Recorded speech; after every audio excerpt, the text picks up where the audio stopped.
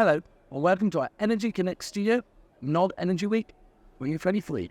I'm delighted to have sitting next to me Julian Solanke-Ebhojie, partner and associate director of Boston Consulting Group. Thank you so much for joining me today. It's a pleasure. Thank you for inviting me. Absolutely. Now, let's get straight into it.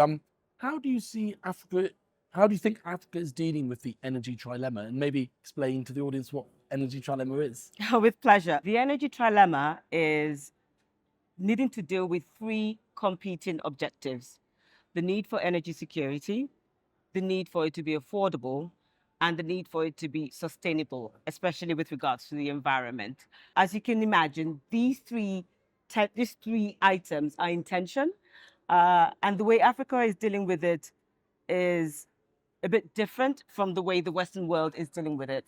When you consider that Africa contributes less than 4% of GHG emissions today, or historically, there is a feeling that we must be allowed to develop with our resources while we balance the need for a sustainable future globally. In Africa, there are very, very critical needs for development. There's industrialization, there's a lot of poverty. So a lot of Africans feel the need to grapple with these fundamental basics first, without having to deal with, ideas which seem remote, like energy transition. On the other hand, Africa is super vulnerable to the energy transition. We see continuous desertification, which is affecting food systems, and many other issues. Lagos, for instance, a coastal city, has been predicted to be very vulnerable to rising seawater levels, and that's a major danger for Lagos. So where's the balance? I think there's a lot stakeholders can do to have a strong communication strategy with the common African so that they understand that climate change is an important topic. It must be considered at the same time as, present problems and not afterwards. In the Nigeria context, what can policymakers do to make Nigeria's energy sector, not just the oil and gas sector, more competitive and attractive for foreign and regional capital? There's a lot they can do. Let's start with fiscals. There's scope, although we do have a new, Petroleum Industry Act in Nigeria. We think there's room for reform and to really revitalize that so that it attracts investment. From the regulatory side, I think there's a lot of work we can also do there so that the industry is in good shape and seems investable. It's not a secret that Nigeria grapples with a lot of above ground challenges such as insecurity, oil theft, etc. So we definitely think that there's a lot that the regulators can do to support both investors and the operators to create an investable environment for Nigeria.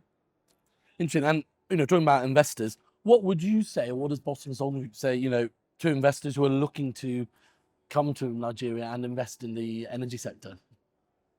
It is signaling that it's very business friendly and open for business. Nigeria is a major energy player yet on the global scale. We have vast amount of resources still. Nigeria needs to be engaged in a positive way.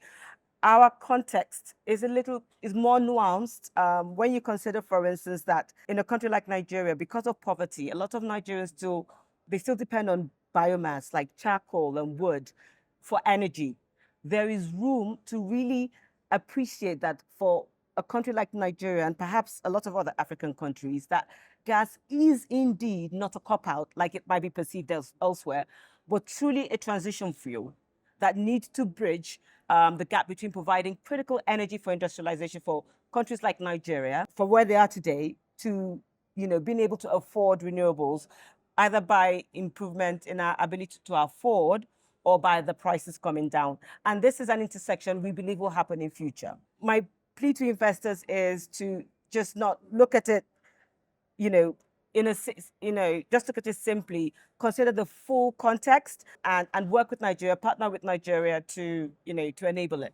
Oh, well, that's really good to hear. And just before we go, we're here at NOG Energy Week in Abuja. What's the importance of shows like this to for Nigeria's energy sector to get all the stakeholders and policymakers together? Everyone's really busy. NOG allows all of us to come together, identify synergies, dialogue, sometimes have difficult discussions, and come out with some useful actions and ideas that can move us forward. So very critical. Thank you. Well, that's really good to hear. And I just appreciate you coming down to the Energy Connect studio. My pleasure. Thanks a lot. Thanks everyone for watching. And I look forward to bringing you more studio interviews in the coming days.